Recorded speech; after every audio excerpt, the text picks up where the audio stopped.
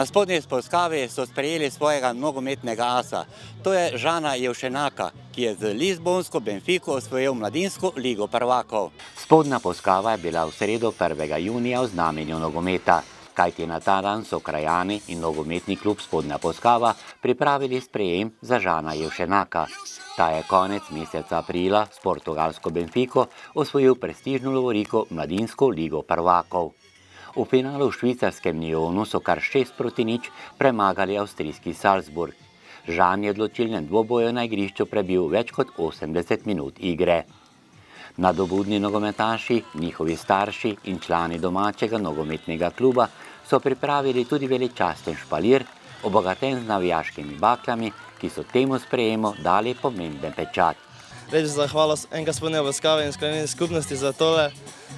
Res se spominjam teh prvih trenutkov na tem igrišču in res sem vesel, da sem lahko Spodnja Polskavčan.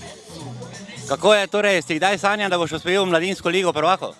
Seveda, to so sanje vsakega otroka, ampak s trdim delom in vztrajnostjo sem to dosegel. Ko sem slišal prvič, da me Benfica hoče, prvo sploh nisem verjel, ampak s tremi leti, ko sem tam, sem se kar prilagodil življenju in vsemu.